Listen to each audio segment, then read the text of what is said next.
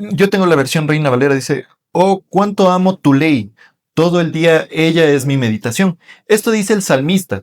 Por supuesto, para él la ley no era solamente la constitución del pueblo israelita. La semana pasada hablábamos de los principios, valores, la moral, la ley, la justicia, ¿verdad? Entonces, para el salmista, la ley no solamente era la constitución. ¿Quién de aquí se ha leído la constitución? No, yo tampoco me he leído la Constitución. Eh, digamos que el rey David, en cambio, pasaba leyendo todo el tiempo la Constitución, porque marca una norma de valores morales. Por ejemplo, si tú mañana creases una nación, ¿cuántos de estos mandamientos los pondrías en tu Constitución? De verdad pondríamos por algo como, por ejemplo, el tercero, no tomarás el nombre de Jehová en vano. ¿Creen ustedes que sea un mandamiento, una ley que deba regir en una sociedad? Ese es el problema del tercer mandamiento. Nosotros tomamos el nombre de Dios para jurar y a veces ni siquiera el nombre de Dios. Por, por la tumba de mi mamita, por la tumba de mi abuelita, juramos por cosas y obramos mal. Entonces, por eso está el mandamiento ahí. ¿Quién, por ejemplo, pondría honra a tu padre y a tu madre como constitución? ¿Ustedes han visto la cultura de los japoneses, de los chinos? ¿Han visto lo próspera que es? Ellos aprendieron del rey Salomón. Los reyes de Oriente vinieron a aprender del rey Salomón y aprendieron esto. Y ellos en su cultura, eh, ustedes habrán visto películas por ahí, cada vez que ellos entran a una casa donde una persona mayor, se inclinan a la persona mayor, sea o no familiar. Entonces, en ellos hay una cultura de honra. ¿Sí? Y eso es lo que quería que vean ahora. El salmista dice, ¿cuánto amo tu ley? Porque esta ley nos cambia a nosotros. Como cuando te ves al espejo y dices, no, este churito está para acá y te vas acomodando por aquí, por allá y te vas maquillando, no sé, las chicas, y van haciendo muecas y todo en el espejo. Lo mismo, igualito es la ley para nosotros. Si ustedes quieren saber qué tan buenos son, nos, nos ponemos frente a este espejo y decimos, estoy honrando a mi padre y a mi madre. Y te vas a dar cuenta de si eres bueno o eres malo. O vas a ver el último que dice, perdón, el octavo que dice, no hurtarás. Y como les decía la semana pasada, ustedes a veces vamos a la refrigeradora, sacamos una uva y nos comemos escondidas y nos vamos. Entonces, ¿quieres ver cómo está tu alma? Este es el espejo que tenemos, que nos da el Señor para saber qué tan buenos o qué tan malos somos cada uno. ¿Sí? Ahora, les estaba diciendo la ley o la gracia. Esto ya no es una cuestión nueva, de hecho ya se resolvió hace más de 200 años. ¿Cuál es la respuesta? Y muchos cristianos, muchas iglesias aún no comprendemos porque no estudiamos la historia de la iglesia cristiana. Entonces, el primer pacto es el pacto de Moisés, que son los 10 mandamientos y todos los votos que ellos hacen, son 606. En donde está algo como, por ejemplo, no cocerás al cabrito en la leche de su madre. Y en Israel, por ejemplo, no hay hamburguesas con queso, que es algo que para nosotros seguramente hasta hoy ni siquiera habían pensado que eso era algo prohibido para los israelitas, la hamburguesa con queso. ¿Sí? Ellos tienen ese tipo de cosas en el pacto de Moisés, pero nosotros vivimos en el pacto de Jesús. ¿Cuál es la diferencia? Eh, uno de los pensadores, año 1250 más o menos después de Cristo, Santo Tomás de Aquino. Santo Tomás de Aquino es uno de los monjes católicos. ¿Sí? Él dice que hay 4 leyes. La primera es la ley natural, la ley que todo hombre en cualquier parte del planeta tiene que obedecer. ¿Sí? Entonces, todas las personas alrededor del globo saben que matar está mal. ¿Sí? Todas las personas alrededor del globo saben que robar está mal. Lo mismo, sabemos que mentir está mal. Eso nos inculcan nuestros padres desde pequeños, aún sin ser ni católicos ni cristianos, nos inculcan eso nuestros padres desde pequeños. Sin embargo, no hay cosas como no codiciarás. La codicia, por ejemplo, ustedes pondrían eso como como una ley de su nación. Es algo un poco raro para nosotros, ¿no? Pensar que con una ley así la nación va a funcionar y va a trabajar bien. ¿Ya? Esa es la ley natural. Entonces, lo que viene impreso dentro de nosotros, sin que nosotros conozcamos sobre la ley. ¿Sí? La segunda ley de Santo Tomás de Aquino es la ley de la concupiscencia. Es decir, lo que me pide la carne. La carne me pide satisfacer mis deseos, obviamente, carnales, y por eso cometemos el pecado del adulterio o el pecado de matar. ¿Cuántas veces, cuánto odio le tienes a la otra persona para matarle? Hay un caso, mi tío es abogado y en uno de sus casos está defendiendo a una, perdón, no está defendiendo, está acusando a una señora de haberle matado al hermano para cobrar la herencia completa. Eso aquí en Ecuador, ni siquiera estamos hablando de otro país, de África. Aquí en Ecuador pasa eso. Y no sé ustedes cuántas veces hayan escuchado casos de herencias por los que se matan. ¿Sí? La ley de la razón.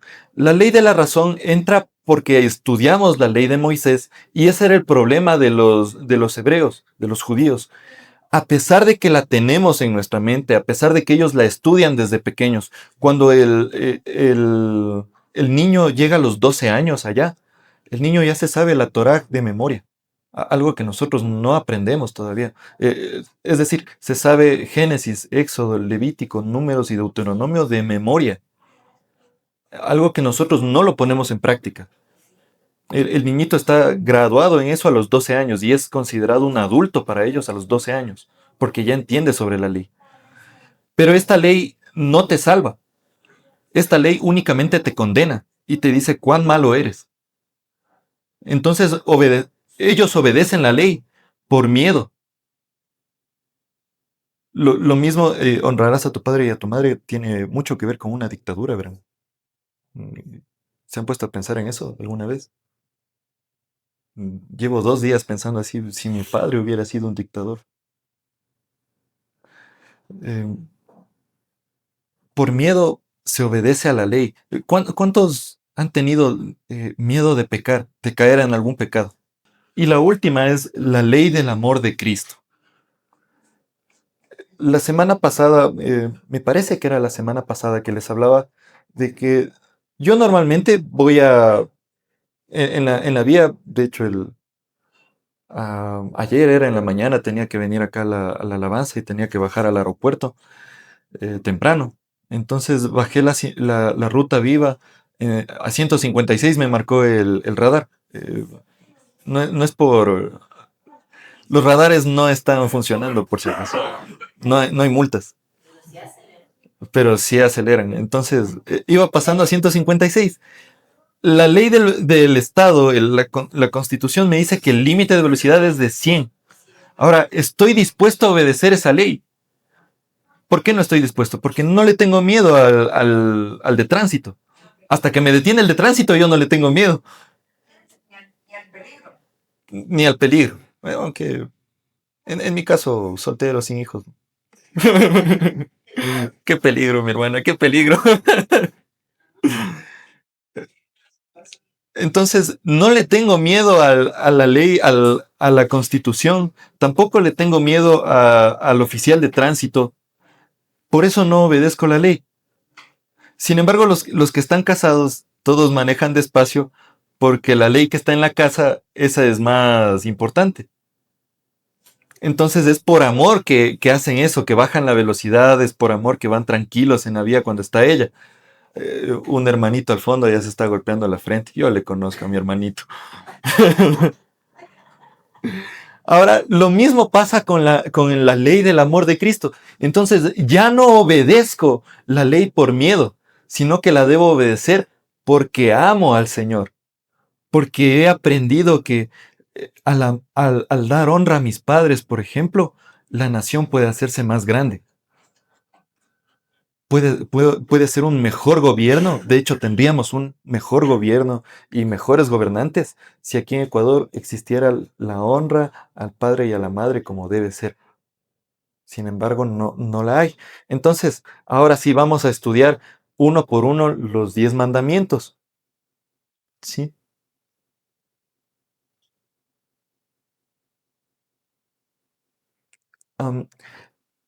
Esta es otra palabra nueva. La ley es apodíptica. Perdón, tiene un carácter elíptico. Quiere decir que al mismo tiempo que me da una negativa, no tendrás dioses ajenos, quiere decirme que haga exactamente lo contrario. ¿Sí? Entonces, la ley dice, no tendrás dioses ajenos delante de mí. ¿Qué me enseña eso? Que debo tener un solo Dios, ¿verdad? Entonces, me enseña exactamente lo contrario. Debo hacer exactamente lo contrario. Eso es un carácter elíptico, ¿sí? Entonces, ¿qué creen que somos nosotros? ¿Monoteístas, politeístas o enoteístas? ¿Qué es un politeísta? Correcto, mi pastora está hinduismo. Ellos tienen, si no estoy mal, es 1 millón de dioses, ¿no? De, de hecho, cuando le evangelizas a un hinduista, ellos dicen, un dios más, un dios menos. Ni siquiera es importante. El catolicismo recae en otro error, que no está en este mandamiento. ¿Sí? Em, el politeísmo es tener varios dioses. ¿Quién me dice que es el enoteísmo? El enoteísmo quiere decir que son, de hecho, los hebreos aún son enoteístas. Es así, no se la sabían, ¿no? Este es otra vez 20 curiosidades de los 10 mandamientos que no sabías. El enoteísmo quiere decir que cada nación tenía su propio dios regente. Y de ahí tenemos esa idea de los antiguos que tenían el dios del río, el dios del árbol, el dios de las plantaciones, el sol, la luna y demás dioses. Eso es enoteísmo, quiere decir que cada cosa que nos rodea tiene su propio espíritu. Entonces, ahora puedes ver desde otra perspectiva la zarza ardiente. Para Moisés era el dios de la zarza, me está hablando. Por eso cuando él pregunta, ¿y de parte de quién les digo que voy? A lo mejor él esperaba escuchar, diles que vas de parte de la zarza. ¿Quién sabe lo que esperaba escuchar Moisés?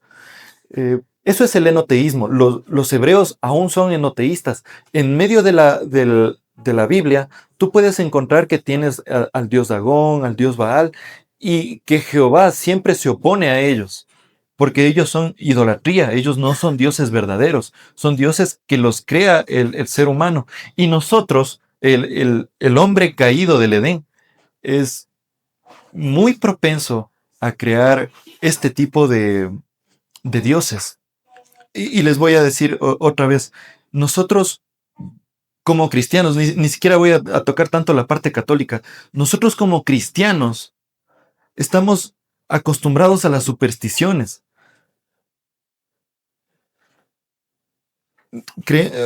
La otra semana les indicaba, déjenme pasar algunas imágenes. ¿Cuántas veces hemos visto los pescaditos en los carros? ¿Cuántas veces hemos visto la cruz en los carros? O los mensajes, si me fui con Dios. Y vemos eso en los carros. Y somos supersticiosos. El hombre caído es supersticioso. Todo el tiempo está entregándole la confianza y la seguridad del Señor en otra cosa. Todo el tiempo hacemos eso. ¿Sí? Entonces, los principios básicos de este mandamiento, según Juan Calvino fue un pensador de la época de la Reforma, hace 500 años. Como les decía, esto no es algo nuevo para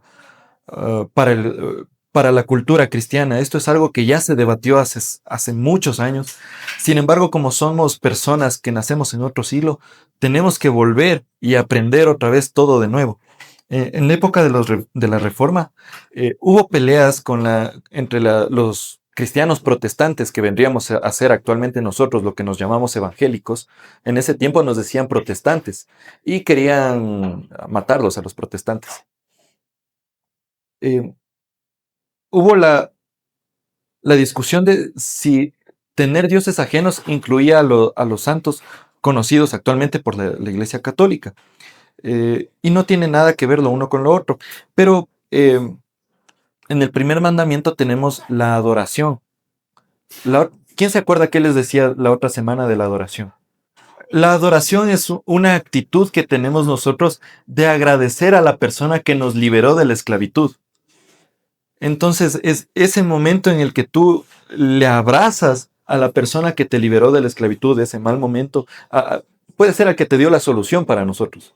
El día viernes tuve un problema en el trabajo.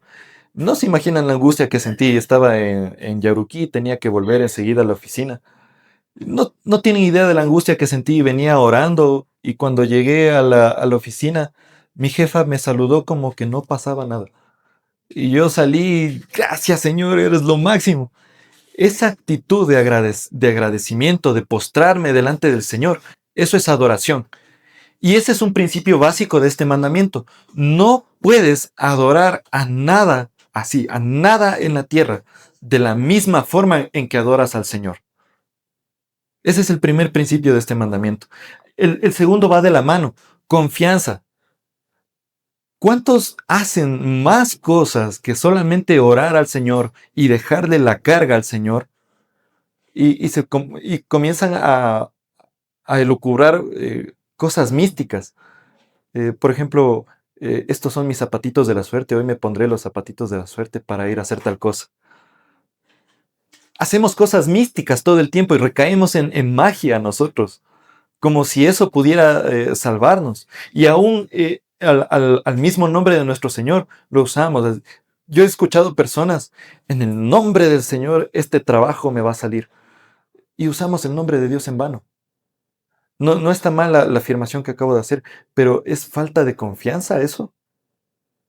Quiere decir que si oré en la mañana porque el Señor me entregue ese negocio, me entregue ese carro, no me pase nada, cualquier cosa que hayas orado, y te pones algo más, ¿estás realmente confiando en el Señor?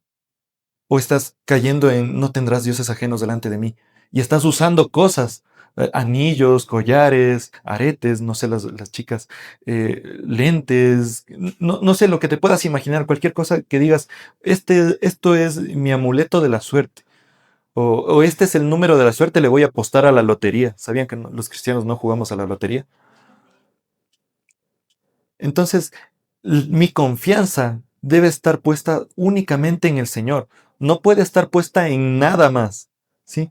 Ahora, invocación. ¿Quién sabe qué es invocar? Exacto, llamar. En esto creo que ninguno de nosotros vaya a recaer en otra cosa. Es únicamente llamar al Señor. Si yo estoy en mi momento de angustia, ¿a quién voy a clamar? ¿Voy a clamar al Señor o le voy a llamar a mi esposa y le voy a decir, oye, estoy en este problema, ¿qué hago? Ya les llegó, ¿no? ¿Quién es tu Dios?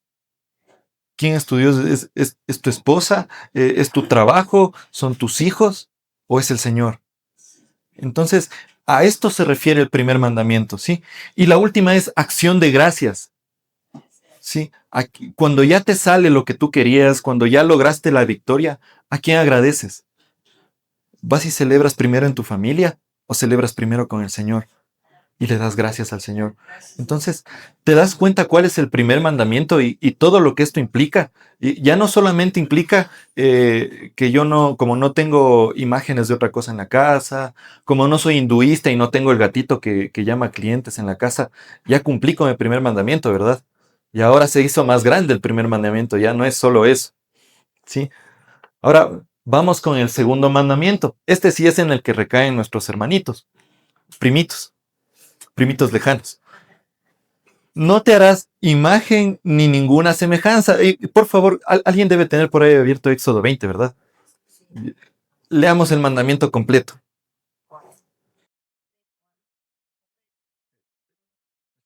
No te harás imagen, ni ninguna semejanza de lo que esté arriba en el cielo, ni abajo en la tierra, ni en las aguas debajo de la tierra. Amén. No te harás imagen de nada. Ahora, cuando tú, cuando tú lees esto a la luz del siglo XXI, ¿qué es lo primero que se les ocurre a ustedes? Digamos que ustedes es la primera vez que leen este mandamiento. ¿Qué se les viene a la mente? Parecido, parecido, parecido. No es tanto un ataque a los católicos, no se imaginen eso. Este mandamiento en el tiempo de la Reforma, hacía alusión a que el Señor odia el arte. Ah, ¿vieron? 20 curiosidades de los 10 mandamientos. El Señor dice que no te hagas imagen de nada. ¿Cuál es el problema de hacernos imagen de algo? ¿Por qué se dio el problema de la idolatría dentro de la Iglesia Católica? Eh, Al inicio, lo- el hombre común no sabía leer. Pocas familias tenían acceso a la educación suficiente como para aprender a leer. Y aun cuando entras hoy a las iglesias de nuestro centro histórico, tú encuentras las imágenes de cómo fue la crucifixión de Cristo y encuentras la Santa Cena. Más allá encuentras la caminata que tuvieron hacia la vid. Más allá encuentras que Jesús está arrodillado y orando en el huerto de Getsemaní. Más allá encuentras que lo están azotando. Más allá encuentras que está cargando la cruz. Más allá encuentras que está crucificado. Y así la Iglesia Católica enseñaba la Biblia a través de imágenes, porque la gente no sabía leer. Y el problema es que el cristiano honesto que no sabía leer empezó a orarle a la imagen. Y ahí es donde empezó el problema del catolicismo. Problema que se resolvió en 1963 de un papa que ustedes se deben acordar que se llama Juan Pablo II. Este papa fue el que abrió la Biblia después de casi 2000 años, porque una vez que se instituyó la Iglesia Católica, ellos cerraron la Biblia para que no haya malas interpretaciones. Sin embargo, hubo casi 2000 años en los que no hubo una interpretación correcta porque se creía que el papa era la voz de Dios. Entonces, eh, hubieron muchas cosas que hicieron mal en el proceso y no estaría, yo no me sentiría en la capacidad de juzgarles porque aún yo mismo he caído en este pecado. El Papa Juan Pablo II vuelve a quitarle el candado a la Biblia, se vuelve a abrir la Biblia, comienzan a estudiar la Biblia y Papa Juan Pablo II manda a retirar explícitamente todas las imágenes de todas las iglesias católicas alrededor del mundo. En Europa ya no hay imágenes en las iglesias católicas, únicamente aquí en Latinoamérica porque somos aferrados a nuestra tradición. ¿Sí? Pero ellos ya resolvieron el problema hace muchos años. Y es algo que nosotros en Ecuador aún discutimos, porque es nuevo para nosotros. Seguramente es nuevo lo que acaban de escuchar. ¿Sí? Ahora, la palabra idolatría viene de dos palabras, de la unión de dos palabras en español. Ido, que significa ídolo, y latría, que significa adoración. Para la Iglesia Católica del tiempo de la Reforma, 500 años antes, ellos dijeron que estaba bien idodulia. Quiere decir que yo puedo arrodillarme ante la imagen como si fuera un esclavo de la imagen, pero no puedo entrar en idolatría, que era adorar a la imagen. Eso lo hicieron hace 500 años. Seguramente nuestros hermanos católicos de aquí de Ecuador no entienden de esto porque, al igual que nosotros, no estudian la historia. Entonces, ellos ya lo resolvieron hace muchos años. Sin embargo, no se estudia, no se sabe y ahí quedó. Ahora, los cristianos, como nuestra noble iglesia, no tenemos imágenes, porque entre tener imágenes y no tener imágenes, se cree en la reforma que es mejor no tener imágenes para que el cristiano no crea en supersticiones. Es decir, no me tatúe después la cruz en el brazo, en la mano. Yo he visto eso actualmente, que no me tatúe la cruz en la espalda, por ejemplo, porque soy cristiano. O, por ejemplo, ¿quién ha visto camisetas con un corazón con la cruz? Entonces empiezan a creer en supersticiones. Y de nuevo, estos son los mandamientos que empezaron a formar una nación completa. ¿Sí? Porque toda esta magia, toda esta parafernalia de que la cruz me lleva, por ejemplo, ustedes persignarse, creo que es. Ajá. Eso es de los hinduistas, ¿sabían? Los hinduistas creen que por poner posiciones de manos, por hacer alguna que otra cosa todos los días, les va a ir mejor. Entonces de ellos aprendieron a persignarse. Y eso es algo que nosotros lo creemos por superstición. Como ya me persigné al salir de la casa, no me va a pasar nada todo el día. por eso nosotros como evangélicos no tenemos imágenes. Con esto no te estoy diciendo que vayas a tu casa y botes los cuadros de arte que tengas en tu casa, porque eso en el mandamiento tú puedes creer que está mal. Pero en lo que el Señor te solicita es que no te hagas una imagen de Él. Está bien que tú recrees, si ustedes son buenos dibujantes, yo soy pésimo para eso.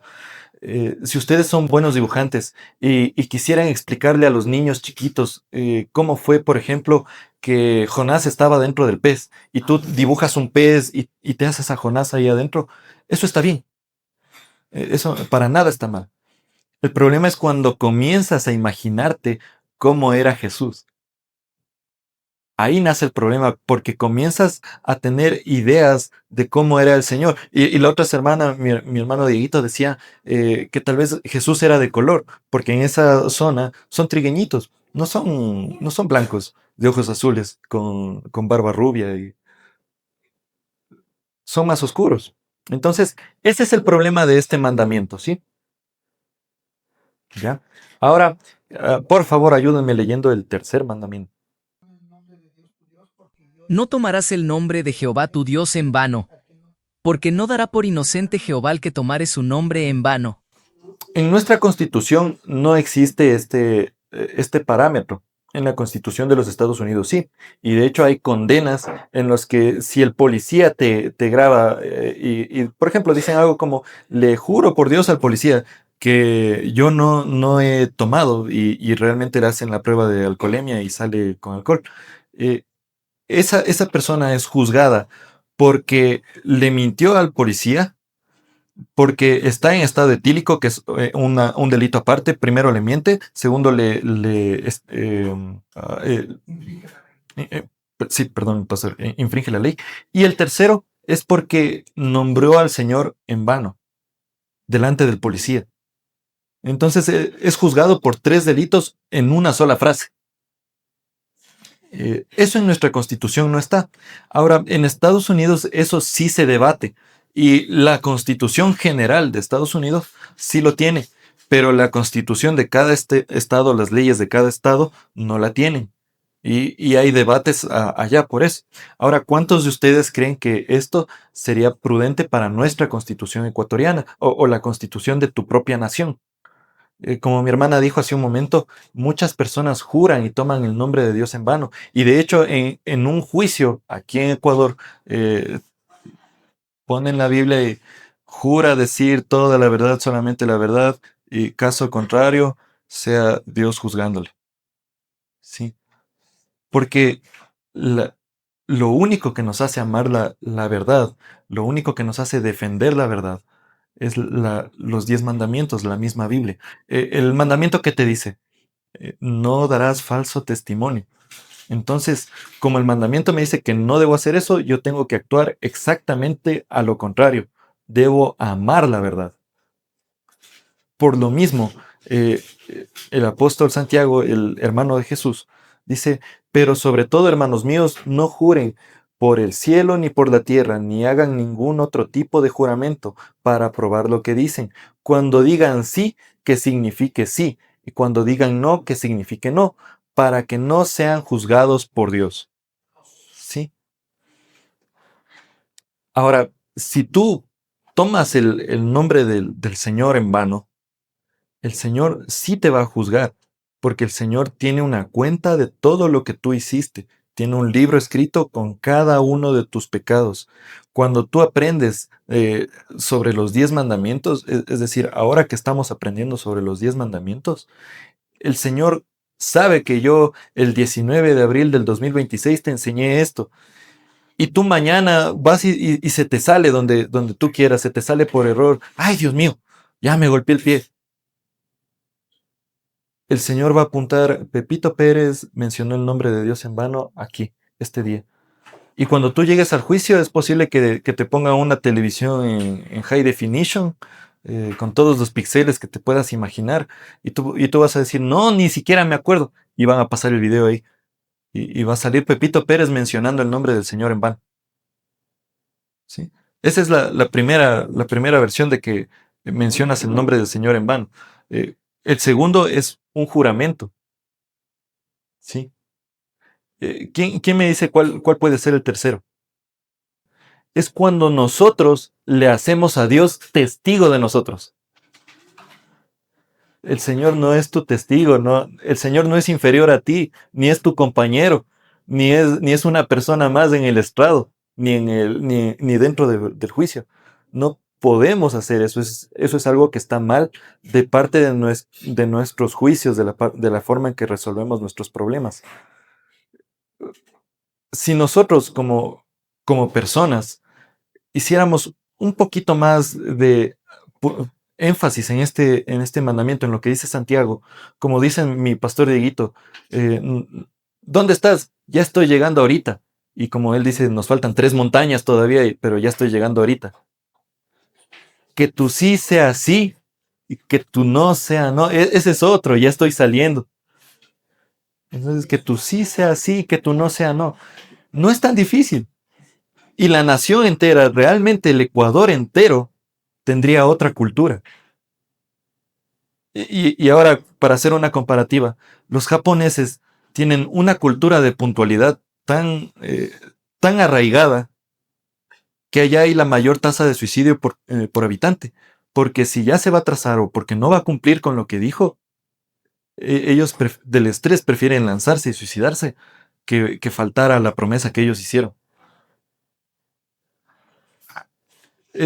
Y es una cultura que no tiene nada que ver. Un pastor amigo mío sabe decir, voy a levantar un pueblo que no es pueblo para tu vergüenza. ¿Cómo puede ser posible que otras personas que ni siquiera creen en el Señor nos den clases a nosotros, nos den cátedra a nosotros de cómo obedecer los mandamientos de Dios? Ya. Vamos con el cuarto. ¿Quién me ayuda leyendo el cuarto? Acuérdate del día de reposo para santificarlo. 6 días trabajarás y harás toda tu obra. Mas el séptimo día es reposo para Jehová tu Dios. No hagas en él obra alguna, tú, ni tu hijo, ni tu hija, ni tu siervo, ni tu criada, ni tu bestia, ni tu extranjero que está dentro de tus puertas. Porque en 6 días hizo Jehová los cielos y la tierra, el mar, y todas las cosas que en ellos hay, y reposó en el séptimo día. Por tanto, Jehová bendijo el día de reposo y lo santificó. Amén. Si tú fueras un pensador filosófico, ¿qué es lo que se te viene a la mente con la última afirmación que hizo mi hermano? Si tú fueras un enemigo de las cosas de Dios, ¿qué pensarías al leer la última parte? Yo, el Señor, hice la tierra en 6 días y el séptimo día reposé. ¿Qué pensarías? Exacto. Entonces, el Señor es todopoderoso. Si es todopoderoso, ¿por qué se cansó? ¿Sí? La traducción es, y el séptimo día disfruté. Porque el error está en cómo nosotros recibimos esa palabra de descanso. Para nosotros descansar es irnos a dormir. Eso es descansar. Pero para el hebreo el descanso es ir a disfrutar. ¿Sí? Entonces, 6 días trabajas, 6 días le pones empeño a todo. El séptimo día es un día para disfrutar con tu familia, con tus hijos, tus padres, tus hermanos. Vas y disfrutas. ¿Sí? Lo mismo a tus animales, los dejas tranquilos un día para que puedan estar bien, para que no se sobrecarguen de todas las cosas que tenemos. Ahora, el estrés para nosotros es una palabra creada del siglo pasado nada más. Ellos en el tiempo de los hebreos, en el tiempo escrita la Biblia, no existía el estrés. Sin embargo, los animalitos de trabajar mucho también se cansan y se mueren. Normal, como cualquier persona. Y no así siendo suficiente, hasta la tierra se cansa y tienen que dejarla descansar. Ahora, ¿cuál es el día de descanso? ¿El sábado o el domingo? Sábado y domingo. Perdón. Cuando ustedes leen esta parte en hebreo, dice el Shabbat. El Shabbat es día de descanso, no es sábado. Shabbat es día de descanso. Se cree normalmente que en el calendario de los hebreos, el séptimo día, es decir, lo que equivale para domingo a nosotros, para ellos equivale a sábado. Y ellos empiezan el día del domingo. Así funciona el calendario de ellos. Nuestro calendario tiene como último día de la semana el día domingo. Sin embargo, eso no determina qué día es el día que se debe dar, que se debe separar para el Señor.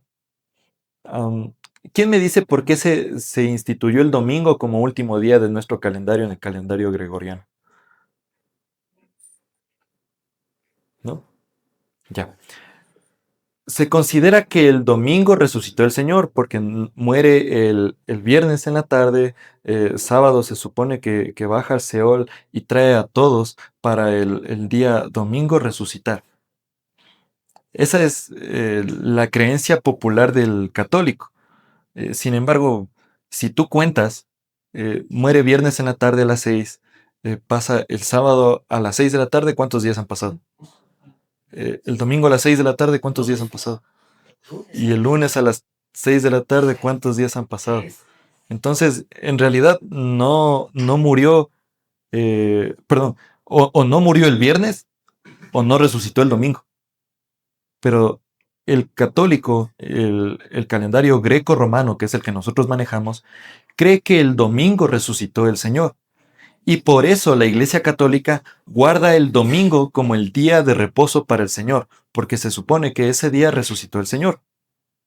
Para el hebreo, el día en que murió el Señor era el día de Shabbat, entonces era el sábado, y cuentas desde ahí. No, desde sábado. Exacto. Él muere el día de Shabbat porque él muere cuando se hace la cena de la Pascua, que es en sábado. Ahora, aunque yo te haya dicho esto, eso tampoco justifica que sea el sábado o el domingo el día que debes separar para el Señor. ¿Cuántos han tenido aquí trabajos con un horario rotativo? Sí, un horario, por ejemplo, las farmacias o los centros comerciales. Ellos trabajan de lunes a lunes. Ellos no tienen paro. Sin embargo, los empleados sí tienen un día de descanso, que puede ser cualquier día de la semana en el momento que ellos determinen. Entonces, el día de reposo debería ser guardado cualquier día, no importa qué día te caiga, pero debes descansar un día. Ese es el mandamiento, que descanses un día, que lo separes un día entero para el Señor. Tampoco te dice que le separes hora y media. Así que no solo por venir a la iglesia ya cumplí con el día de descanso y me voy a la casita y estoy feliz. ¿Qué tal si llegas a tu casa y, por ejemplo, te pones a ver películas cristianas y disfrutas con tu familia de algo? Y puede que tengas un crecimiento espiritual a través de hacer eso. ¿Cuántos de nosotros tendríamos un conocimiento mucho mayor? Y aún yo mismo, ¿cuánto conocimiento no tendría si hiciera un devocional más largo el día sábado o el día domingo? ¿Cuántos de nosotros seríamos diferentes solo por hacer esto? Imagínate cuán hermosa sería una nación que solo cumpla con estos 4 mandamientos. ¿Ya? Y vamos con el último mandamiento de hoy. Por favor, mi hermano, ¿quién tiene?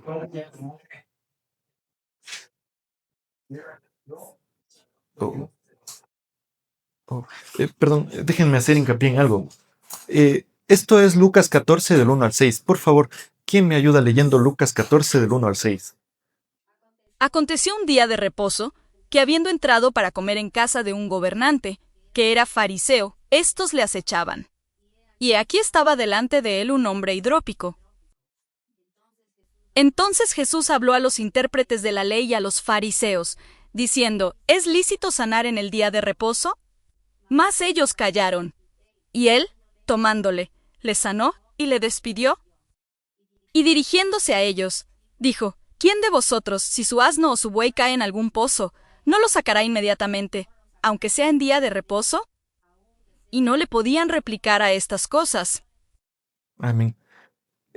Para ellos la enseñanza es que ningún trabajo debían hacer. Y ya les decía la semana anterior, es tan extremo esto que los ascensores de los edificios paran en cada piso para que ellos no se den el trabajo de pisar el botón del piso que les corresponde. Sí, porque para ellos eso es trabajar. Pisar el botón es trabajar. Date cuenta lo extremo que es. Ahora, ¿Tú crees que las farmacias están abiertas? Te duele la muela justo el sábado, no vas a conseguir medicina. Si hay un accidente justo en sábado, no vas a encontrar el hospital abierto, por ejemplo. No, no es, ese es el problema que tenían los fariseos de esta época, que ni los doctores ni los curanderos, para ser más sinceros, porque de medicina no creo que hayan sabido mucho, eh, no trabajaban. Y si alguien se enfermaba, si alguien tenía un dolor, tenía un problema, se podía morir. Y te atiendo el lunes, loco, cuando empiece mi trabajo. ¿Cuántos son así? Yo soy así en mi trabajo. Y la otra semana me decían, oye, te invitamos a una parrilla de sábado. Se acaba el horario laboral el viernes y no cuenten conmigo hasta el lunes. Esta gente era igual, era extremista. Y con su tradición invalidan la ley. Quiere decir que a través de los mandamientos, de todas las ordenanzas, ideas que se hicieron ellos en sus cabezas, dejaron de creer y darle sentido a la ley. Entonces viene Jesús y les dice, ¿es lícito sanar el día sábado? Por supuesto que es lícito. Cada vez que haya una necesidad, puedes romper el mandamiento, pero es una necesidad fuerte, no es que mi necesidad es la necesidad de mi hermano que necesita hacer algo. Le voy a ayudar. Qué bacán que puedas tener ese corazón de ayudar a tu hermano en un día de reposo. Y Jesús le da sentido al día de reposo cuando le sana a esta persona. Y de eso el arte. Y dígame en qué mandamiento recae el arte. ¿Cuál era el segundo mandamiento? No te harás imagen, ¿no es cierto? Y ya tenemos, según un artista, cómo fue dibujado Jesús. Entonces ahí le vemos rubio a Jesús, blanco a Jesús, cuando puede que él ni siquiera haya sido parecida a esta versión. Exacto. Entonces, este problema que tenemos aquí de que ya nos imaginamos cómo es Jesús es el caer en pecado. ¿Sí? Y un detalle más. En Levítico 25, del 1 al 5, por favor. Llamó Jehová a Moisés y habló con él desde el tabernáculo de reunión, diciendo, habla a los hijos de Israel y diles, cuando alguno de entre vosotros ofrezca ofrenda a Jehová, de ganado vacuno u ovejuno haréis vuestra ofrenda. Si su ofrenda es holocausto vacuno, macho sin defecto lo ofrecerá. De su voluntad lo ofrecerá a la puerta del tabernáculo de reunión delante de Jehová. Y pondrá su mano sobre la cabeza del holocausto, y será aceptado para expiación suya. Entonces degollará el becerro en la presencia de Jehová.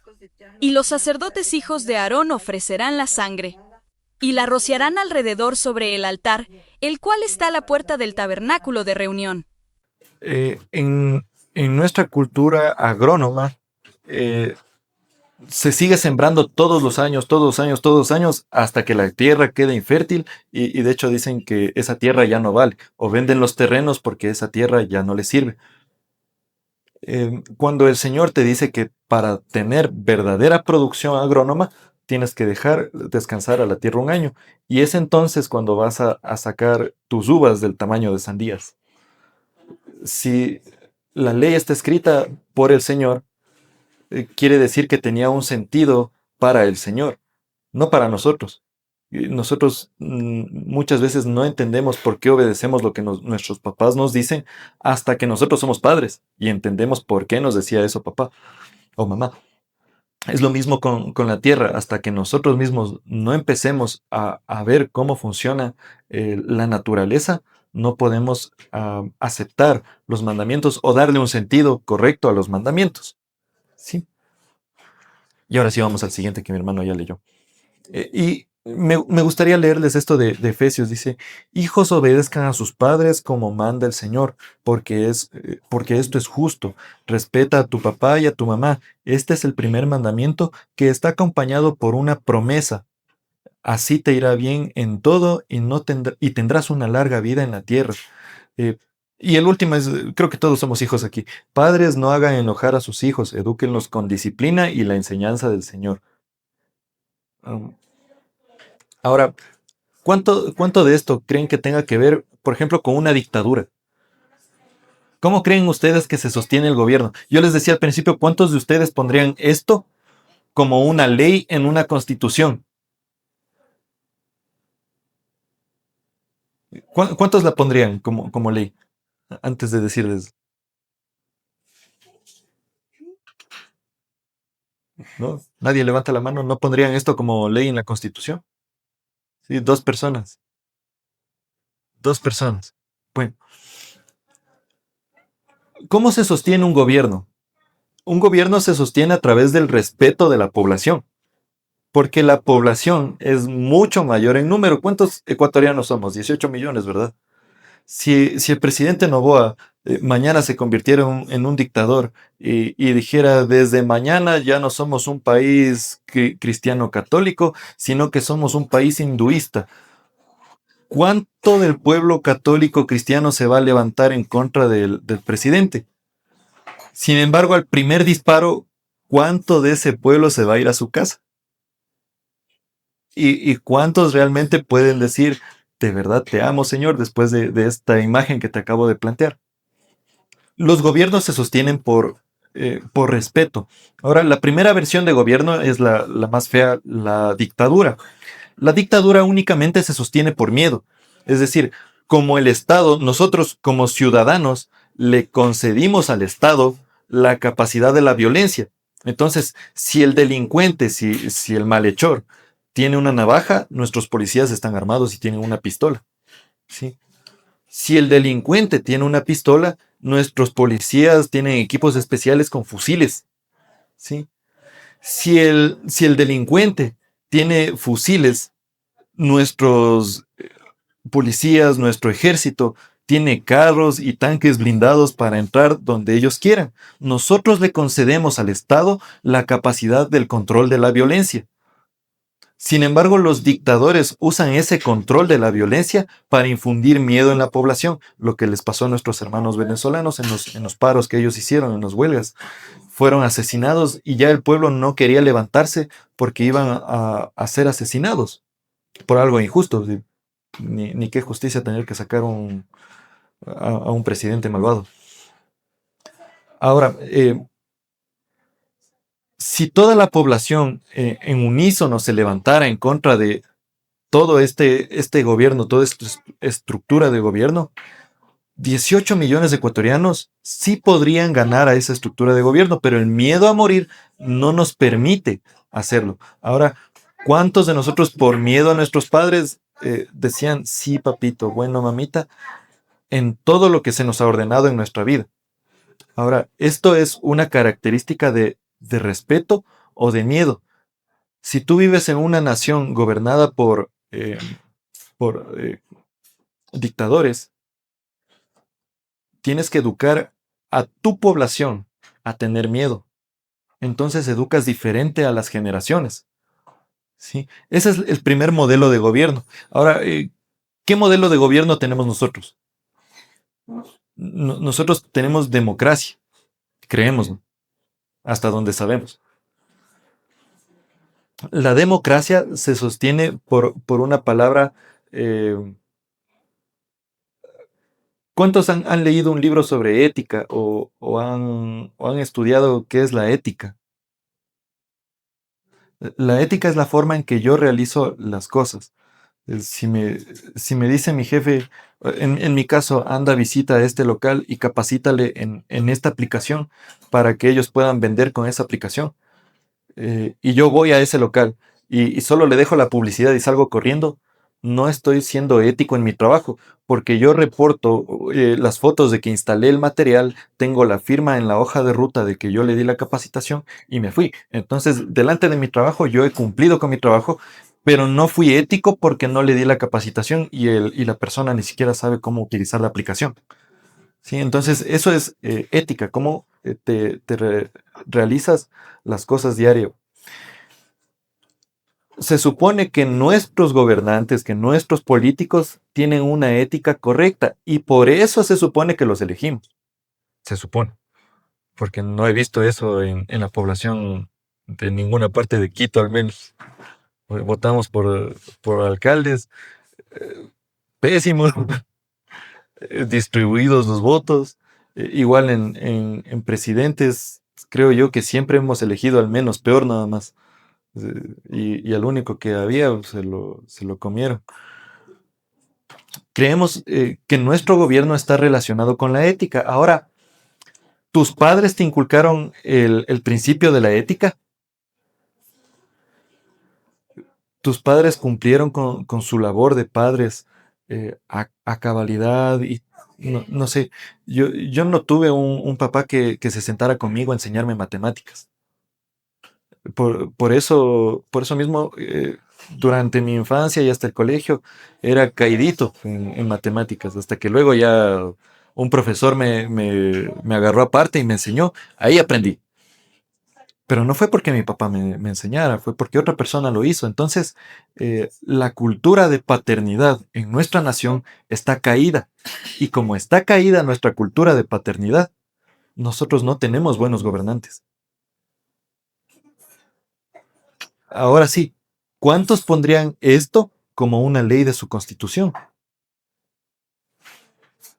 Ahí sí ya levantaron la mano uno más. Ya dijeron sí.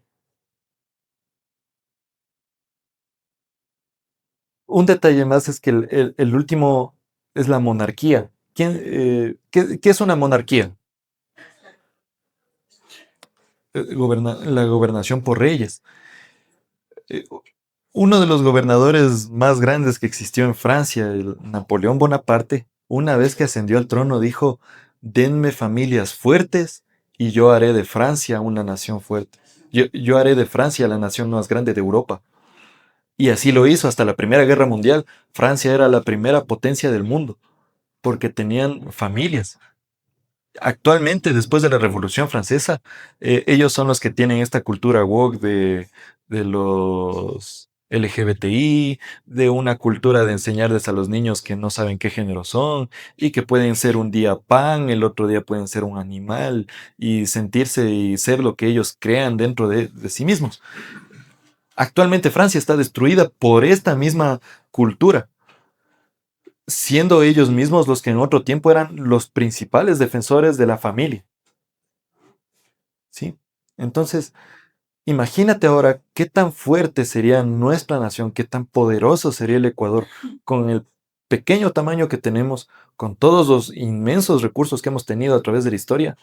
Seríamos una nación muchísimo más grande, muchísimo más equipada, tendríamos muchísimo más riqueza en nuestras calles. Sin embargo, como no tenemos inculcado el valor de honra a tu padre y a tu madre, no llegamos a ningún lado, elegimos pésimos gobernantes, nos han robado por millones las arcas del Estado y así vamos a seguir hasta que el Ecuador se postre de rodillas y reconozca quién es el Señor. Tristemente debemos orar por eso, debemos orar porque llegue ese momento. Y ojalá no nos pase lo mismo que a otras naciones, sino que podamos reconocer a tiempo quién es el Señor. ¿No? Ahora, otra cosa más. Eso de cara hacia el gobierno, nosotros seríamos una nación mucho más grande. Ahora, ¿quién quiere que le den un trato digno o un trato con respeto? Todos, ¿verdad? Eso nace en la casa. ¿Cuántas veces, alguna vez alguien le levantó la voz a su mamá? Sí, más de una vez, ¿no? Y, en mi casa era así la cosa. Comenzaba la discusión y mi mamá era, perdóneme, mi pastor, habla, habla. No, mamita, ¿por qué me respondes? Eso era en mi casa. Y era como el pato Lucas, donde le dan el escopetazo y le da vueltas el pico. Igualito. Ahora, este trato digno, este trato de respeto, es inculcado desde tu casa, cuando tienes padres. Porque a tu padre, no importa de qué cultura seas, a tu padre no le levantas la voz, a tu padre no le faltas el respeto. Y de hecho, te dicen, el niño te dice, dime la verdad. A ver, dime la verdad. Y el niño comienza a divagar hasta que suelta la verdad, ¿verdad? Así pasa. Ahora, a mí me gustaría, a mí sí personalmente me hubiera gustado nacer en otra familia, como en la familia Novoa. gustoso de haber nacido allá, ¿no? A lo mejor soy un hermanito perdido. Me hubiera gustado que ese sea mi plantación. Nosotros somos plantados sin pedir al Señor que sea, sin poder escoger dónde vamos a ser plantados. Estamos en esta tierra con lo que nos ha tocado vivir, con los momentos duros y los momentos felices. Estamos plantados aquí y no podemos excluirnos, no podemos cambiarnos de familia o cambiar el terreno. No podemos, tenemos que hacer frente a esto. Entonces, el mandamiento tampoco es, si es que tus padres te trataron bien, tú debes tratar bien a tus padres. El mandamiento es honra a tu padre y a tu madre. No importa si ellos fueron buenos o malos. No importa si ellos te proveyeron de todo y te consintieron en todo gusto, o si eran más recatados y no te podían dar muchas cosas. No importa. El Señor te dice, honra a tu padre y a tu madre. Y aquí una pregunta para mis hermanos. ¿Cuántos tienen la idea de pagarle un seguro de vida a su padre? Un seguro donde ellos puedan tener acceso a salud.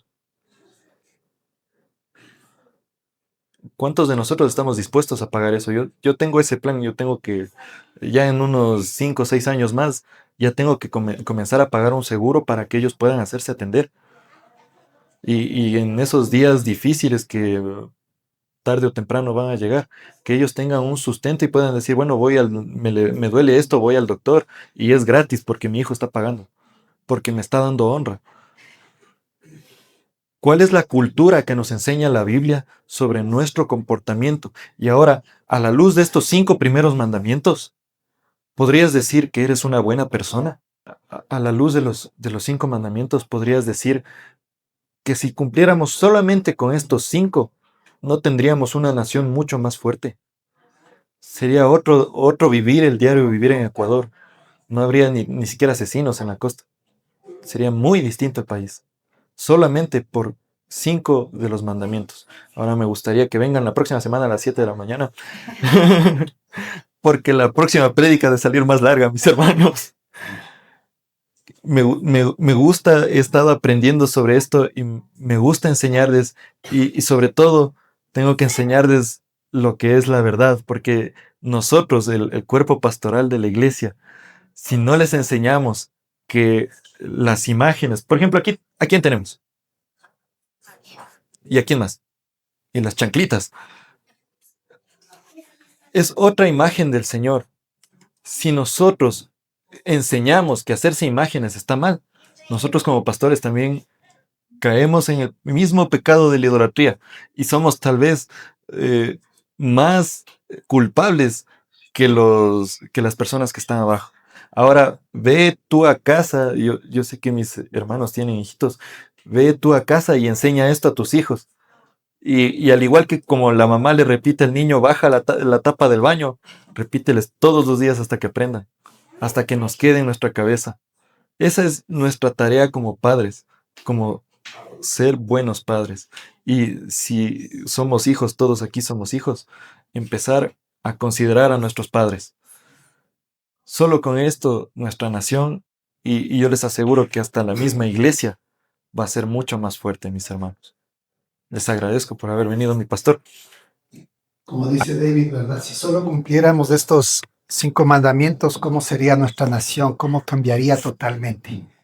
Pero no nos vayamos más allá de la nación, comencemos dando el cambio nosotros. Si estamos aprendiendo algo en la iglesia, eso es lo que tenemos que replicar. Y es muy importante esto de los padres. Sí, claro que sí, algo que dijo David al último es, ¿cuántos de ustedes, cómo dijiste a los padres qué? ¿A la madre, cómo dijiste? No, contestaron a su madre, yo hace la mano así. Me incluyo también porque en la vaga enseñanza, en el vago aprendizaje del mundo que uno no se conocía, se actuaba de esa manera. Pero sí nos ha dado el Señor la oportunidad de poder rever, pedir perdón a los padres y honrar. Tal vez no estemos con un seguro pagándole a mi madre, pero sí hemos entendido y hemos aprendido a honrar por todo lo que ella ha hecho en nuestras vidas como hijos. Y justamente esta semana conversábamos con mi esposita y decíamos el tema de mi mamá, ¿no? Porque justo mi mamá me mandó unas fotos cuando mis hijos eran pequeñitos y todo eso. Y esto les comparto para no hacerlo largo. Y mi mamá está firmando un papel al lado, así en la mesa, y mi padre está sentado al lado de ella. Y yo le mandé un esto. Eso es en el registro civil, o sea, como que está firmando el matrimonio. Pero justamente nos acordábamos de eso que hacía mi madre con nosotros dos hijos, con sus nietos. Hoy vemos cómo los hijos nuestros, sus nietos, también honran a su abuela de todo lo que ha hecho ella anteriormente. Y eso es bonito, que honremos a nuestros padres y Dios mediante así lo hacemos. Amén. Póngase sobre sus pies, por favor. Vamos a orar y dar gracias al Señor por este tiempo y por la reflexión que hemos recibido en este día. Nosotros podemos ver nuestros relojes. Uy, ya se fue David demasiado. Pero nunca va a ser demasiado cuando aprendemos del Señor. Y si nos hemos tomado un poquito más de tiempo es por algo, por algo. Cierre sus ojitos. Amado Padre Celestial, te damos gracias, Señor, por esta bendición que hemos recibido en este día. Tal vez, Señor, muchos fuimos confrontados con esta enseñanza. Tal vez muchos hemos aprendido también, Señor, y muchos hemos recordado qué es lo que tenemos que hacer. Lo importante y lo primero es honrarte a ti, bendito Padre. Lo importante, Señor, en nuestra vida y lo primero siempre debe ser tú y eres tú lo primero. Y así como aprendemos, Señor, a honrarte a ti y tú has puesto a nuestros padres a nuestros lados también, Señor, honramos a ellos y bendecimos a todos, Señor. Nosotros como hijos, todos nosotros como hijos, honramos a nuestros padres. En su momento dado, bendito Señor, tú nos has permitido recordar esto. Y si no lo hemos hecho, hoy es la oportunidad que saliendo de este lugar podamos tal vez pedir perdón por algo que nos equivocamos con nuestros padres. Tal vez nuestros padres no estén aquí, estarán en sus hogares, pero si tienes la oportunidad, mi hermano, mi hermana, honra a tu padre, visítalo, dale una llamada, pídele perdón tal vez por algo que te equivocaste. Recuérdale también que tú eres un hijo, una hija en quien puede confiar. Gracias, Señor, por este tiempo. Gracias, bendito Padre, por esta mañana preciosa, que a pesar del frío, Señor, sentimos tu calor a través del Espíritu Santo. Así como nos trajiste con bien a esta tu casa, Señor, llévanos con bien a nuestros hogares. Y si tenemos que hacer actividades fuera de aquí, sé cuidándonos todo el tiempo. Y en el momento de regresar a nuestro hogar, llévanos con bien. A los hermanos que no han podido asistir, tanto presencialmente como virtualmente, Señor, que seas tú bendiciéndoles en el lugar que se encuentran. Gracias te damos en el nombre del Padre, del Hijo y en el nombre del Espíritu Santo. Y todos decimos, amén. Que el Señor los bendiga. Podemos retirarnos después de alabar a nuestro Señor. Amén.